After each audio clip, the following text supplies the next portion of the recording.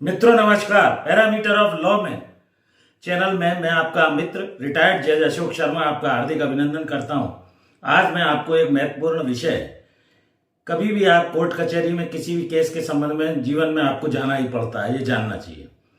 और जिस भी अधिवक्ता को आप करते हैं, चाहे आप वादी हों, प्रतिवादी हों, क्रिमिनल कोई केस में भी लगा लेते हैं लोग एपीपी के अलावा अपने अधिवक्ता को, बाद में आपकी संतुष्टि के अनुसार वो अगर काम नहीं कर रहे हैं वकील साहब, तो आपको कैसे उनका एनओसी लेना होता है, कैसे अपने वकील को आप बदल सकते हैं। लेकिन आज मैं इस महत्वपूर्ण वीडियो में एक बहुत ही महत्वपूर्ण बात, बिना नो ऑब्जेक्शन सर्टिफिकेट के आप कैसे वकील को बदल सकते हैं, ये बताने जा रहा हूं।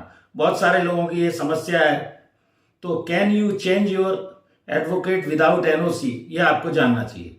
सबसे बड़ी बात यह है कि जब समस्या होती है, निश्चित तौर पर आप जीवन में कभी ना कभी कोर्ट में जाते हैं, मामला सही ढंग से वकील साहब प्लीड करने के लिए, उसके केस को लड़ने के लिए आपसे वकालतनामा लेते हैं।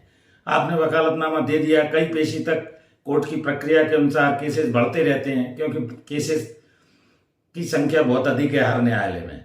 अब मान लीजिए आप अपने वकील साहब से जो भी आपकी अंडरस्टैंडिंग हुई है, बातें तय हुई है, उसके अनुसार अकॉर्डिंगली वो आप उनसे संतुष्ट नहीं है, किसी भी कारण से केवल पेशी बढ़ रही है, कोई कार्रवाई नहीं हो रही है, आपको अपना वकील साहब बदलना है, तो आप स्पष्ट तौर से वकील साहब को बोलिए कि साहब हम आपकी कार्रवाई से या आपकी कार्यप्रणाली से संतुष्ट नहीं है, हम बदलना चाहते हैं।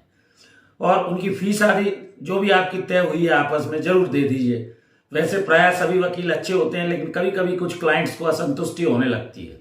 तो ऐसी स्थिति में जब तारीख पे तारीख बढ़ती जा रही है, कुछ कार्रवाई नहीं हो रही है, तो वकील साहब को आपको साफ एक तो बोलना है और फीस पे करनी है।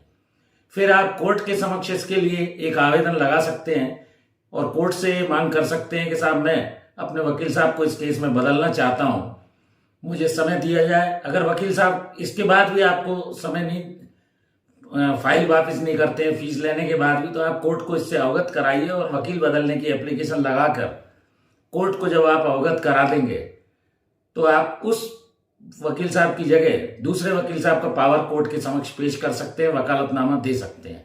तो इस तरह आप बिना एनओसी के पुराने वकील साहब को बदलकर दूसरे वकील साहब को कोर्ट की जानकारी में लाकर नया वकालतनामा नए वकील साहब का प्रस्तुत कर सकते हैं।